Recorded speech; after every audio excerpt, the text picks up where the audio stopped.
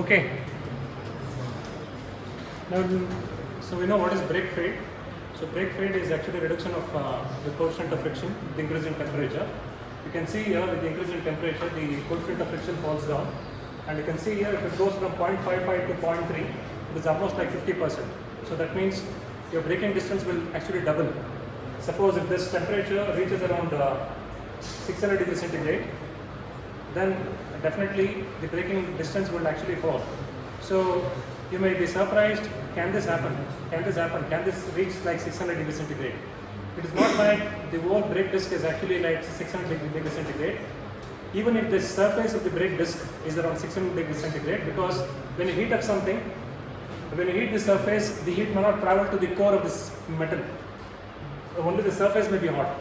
Okay, so that surfaces of the brake disc and the brake pad, if it is around 600 degrees centigrade or 500 degrees centigrade, you can see that the reduction may be around 60 to 70%, and if it is like this, it is almost like half of it. Okay, so therefore you need to maintain, you need to have some system which actually keeps the brake discs cool, and there are various ways. So here we have seen in the graph here that again the coefficient of friction falls with the increase in temperature.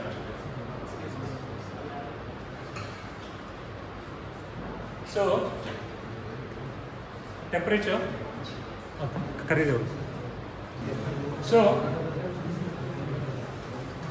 we need some ways of actually trying to see that the brake disc temperatures are not increased beyond critical point. So we can see here, so we can actually keep the temperature in check by various methods. So one is increasing the thickness of the disc, and other is increasing the diameter of the disc. Of course, when you increase the diameter, definitely the metal size will increase, and actually ventilating the disc. I think you see that most of these sports cars will have ventilated discs. I think not even sports cars. I think most of the cars these days have ventilated discs. Even a Swift of my car also has a ventilated disc. But the ventilation amount, the thickness of the discs matter. Okay. So here, ventilated discs look like this. It looks like there are actually two discs attached in this way, and in between the two discs, they have actually arrangement like this. So you know that this is like a centrifuge. That means when it rotates, the air between these pockets is centrifuged.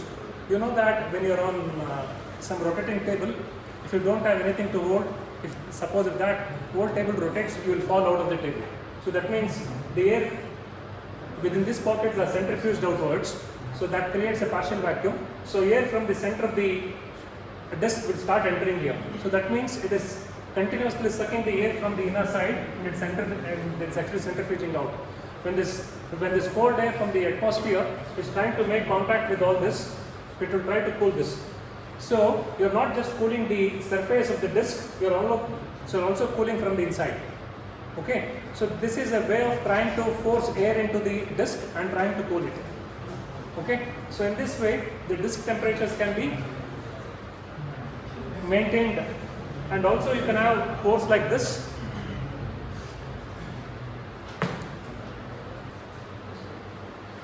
So you can also have pores made of the disc to actually keep the ventilation better, and in this way, there are two advantages in the ventilated disc.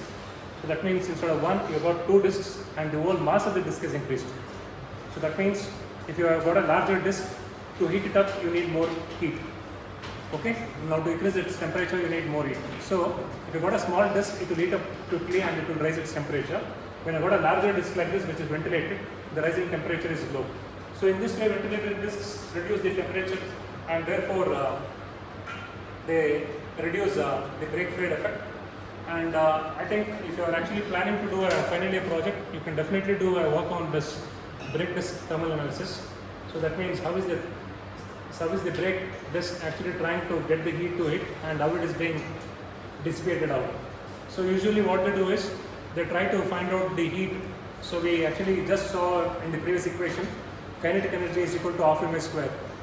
The difference in the velocity is v square minus v square. Initial minus final, and then that would give you some joules. So that joules is what, I mean, that is actually, joules is the amount of energy.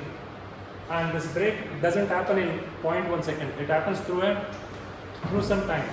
So that means we are going from 108 km to 72 km per hour. It may take around 2 seconds or 3 seconds. So if you actually divide that energy joule by second, joule per second will become, joule per second is what? It is watt. Okay, it is watt. So much watts of energy is being used every second. So that means produced every second. So therefore, that watt of energy which is there, divided by this whole area, because this is in contact, these brake pads are in contact. So you actually find out the area of this red portion, because the brake pads are actually holding it. So you find out the area in meter square. So that watt divided by meter square will give you heat flux. So that is the boundary condition that you have to give for thermal analysis of brake pad, brake discs. Okay. So you can definitely do a project on this. Usually students limit themselves to doing steady state analysis. So that means they assume that heat is already, heat flux is so much. So how does it actually dissipate? How is the pattern of the heat? But if you want to do transient analysis, like the disc is cold, when you brake from 108 to 0 km per hour, with maybe it takes around 5 to 6 seconds. So how does the temperature continuously increase with time? And suppose we continue again in few meters, again there is one more round. You again accelerate to 100 km per hour, but you see one more round where you almost reduce the speed to 0. Then again like this, the disc is already hot, but again you see one more round, and maybe from 80 it goes to 200 or 300 degrees centigrade, something like this. You can do this transient analysis, and if you're interested. You know that the railways usually are very heavy, and if you try to break those, suppose if you're trying to slow down those such heavy locomotive wagons, so then there is so much of heat produced. And some of this wagons, the railway wagons, have got external discs like this, which actually prevent this from heating up. Earlier we used to have, so can you say this? This is the brake caliper, this is the brake pads, this is the external disc, this is the wheel. What you're saying is the wheel, this is the wheel flange, this is one wheel. So now to this wheel there is an external disc attached. And is this ventilated or not ventilated? It's ventilated disc, and you can see the thickness here. It may be like 15-20 kgs or maybe 30 kgs something. So it's a very huge disc. Now to heat up, it's not that easy. So this is how this brake is done. So suppose usually what you see is usually like this. This is the wheel. This is the wheel. There is an external pad. It's almost like this is like brake drum. Instead of holding from bottom, they are trying to hold it from outside. They are trying to exactly, hold the wheel itself. Okay, so they are trying to hold the wheel itself. This is the brake shoes, and this is the mechanism through which you can apply force. You can see here that the brake actually may look like this. So this is the brake cylinder. This is the air cylinder basically. You can see that when you fill the air into this, now the cylinder extends, and there's a link from here to here. That link will actually try to push this. Okay, in this way, the locomotives actually try to stop. And you can analyze, if you're trying to stop at this point, you're trying to heat up the wheel. Is it good to heat up the wheel? Because this wheel is in contact with the rail here, and if it becomes hot and it may wear out faster, it's not advisable to try to brake on the wheel surfaces here. So it is the reason, of course, you can't brake like the four-wheelers of the road or this, vehicles with tires, because this coefficient of friction of this metal to metal is very low. So therefore, suppose if you brake, it will skid, and the whole wagon may actually go out of the ride.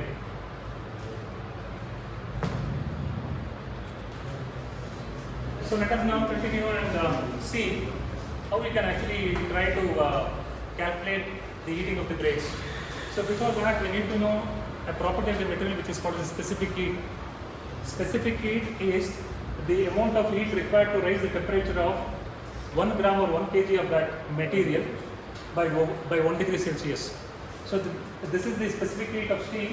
So you can actually refer to this. Iron and cast iron or any other steels will have something like this. So you see this as 0.449. 0.449 joules of heat is required to rise 1 gram of steel by 1 degree Kelvin or 1 degree centigrade. So that means, suppose if it is, here it is in grams. Suppose if you want it in kgs, then you need to multiply it by 1000. Then it will become 449. 449 joules of energy is required to rise 1 kg of steel by 1 degree centigrade. So this is specific heat, and can really surprise that very light material like aluminum, it can hold more heat. So that means to rise its temperature you need more heat. Okay, and basically this brake disc should have high heat capacity. So that means they should be able to absorb more heat and rise its temperature only by a small amount. Suppose if you have got low heating capacity and low specific heat, so that means just by absorbing around 0.129 joules, 1 gram of lead will actually increase its temperature by 1 degree centigrade or Kelvin. Okay, so specific heat of this brake disc has to be high, but most of the times we use here cast iron, which is which has the same property as the iron, and which will have around 449 joules of energy required to rise 1 kg of cast iron by 1 degree centigrade.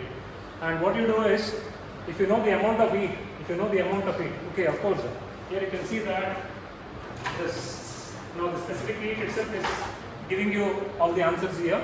So specific heat is what? Specific heat C is actually given by so much joules of energy, so much joules of heat. Q is what? Heat. So much joules of, okay, so much joules of heat for 1 kg. So that is 1 gram or 1 kg. So that is mass.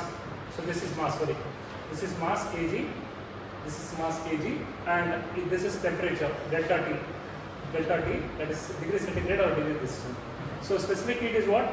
So much amount, it is the amount of heat required to rise 1 kg of metal by 1 degree centigrade. So if you actually, suppose if you try to rearrange this equation, then if you give this Q here, then it will become like MC delta T. MC delta T. So simply by knowing the specific heat itself, you can rework and actually get this equation. So that is Q, the heat Q is actually given by MC delta T, where Q is the heat energy and M is the mass and C is specific heat and delta T is the change in temperature. So you can ask a question in the internet about what is the specific heat. It gives around the same value, 460 or 449 or 450. Okay, you should remember this as an engineer. Okay, let us see now a case study of how much temperature so much will be the temperature increase for a brake disc. Okay, now it says that, so now the problem is given there. Determine the temperature rise in a brake disc when slowing down a vehicle of mass 1000 kg from 108 to 72 km per hour, the same problem almost. Assume equal braking effect on all the 4 wheels, which are provided with brake discs of 5 kg each. So that means each of this disc is 5 kg on all the wheels. Assume that most of the heat is dissipated by conduction. You know that here it is not very straightforward problem, because as you actually heat it up, most of the heat would be convected. So you know what is convection? So convection means the air which is coming in contact with the disc may actually take out some heat. Okay, and the other parts of the brake disc, which is the pad, may actually take out some heat. So like this, we'll assume now, because we don't have any way of solving the problem, we'll assume and see whether we get some meaningful values. So we're assuming here, assume that most of the heat is dissipated by conduction, convection and radiation during braking, and only around 40% of the heat is retained in the brake discs. So only 40%. Okay, now for that, what I do is, I first find out the kinetic energy. So because here the kinetic energy is lost and it is now converted into heat, so we know that half mv square, like the initial velocity minus final velocity. I think it's wrong here. It should have been like initial minus final. Final is 0. Final is 0. Suppose if it is coming to dead stop, but it's not 0 here because it's coming from 108 to 72. So 108 is 30 meters per second. 72 is actually 20 meters per second, and therefore when you substitute these values, you get this very big number like 2,50,000 kg meters per second square into meter, which becomes Newton meter or joule. Okay, so much of joules. So this is actually Q. This is actually Q, heat energy. Okay, and now once you know this, we have said that 40% of the energy is actually retained in the brake disc. Otherwise, I mean, 60% is given out as radiation, conduction through other parts, and you want to see what is the 40% heat retained in the brake disc, how much temperature it will increase. So Q is the heat generated in each wheel. So that means divide this by 4 wheels, because this is for the whole vehicle. Since the whole vehicle is reduced its speed by all the 4 wheels, for each wheel the energy is actually this divided by how much? 4, which becomes 62,500. Out of the 62,500, only 40% is retained in the brake disc. So this multiplied by 40% is 0.4. Okay, 0.4. So that means it is actually 25,000 joules of energy is being taken into each disc. So what is the weight of each disc? 5 kg. So this Q is equal to mc delta T. So mass of disc is 5 kg, and this is actually 451 or 460 or whatever, now which is given in the problem, joules per kg over degree centigrade, multiplied by rise in temperature, delta degree centigrade, delta T here. So delta T, which is in degree centigrade here, delta T. So here everything is known. Q is known to us by this. Mass of the disc was known, specific heat of the disc is known, and we can find out the delta T. So that is the temperature rise. So delta T is 11.08 degrees centigrade. So that means simply by, I think, how many seconds it may take for you to come from 108 to 72 km per hour. You're going on a highway, now the needle was showing 108, now you brake, it comes to 72. So how many seconds it may take? Huh? How much? 2 to 3 seconds at the max. So that means in 2 to 3 seconds, the brake disc will increase its temperature by almost around 11 degrees centigrade, assuming that so much heat would have been given to other parts or radiated, at least like this. Suppose if you assume that all the heat was taken into the brake disc, then its temperature could have gone to 30 degrees centigrade. Just by a single event of braking, I am saying, it's not continuous braking. Just in a single event of braking for 2 seconds, the temperature can go by 30 degrees centigrade if all the heat is taken into the brake disc. Okay, this is a simple example of how you can actually feel about how this brake energy will actually try to heat up the brake discs.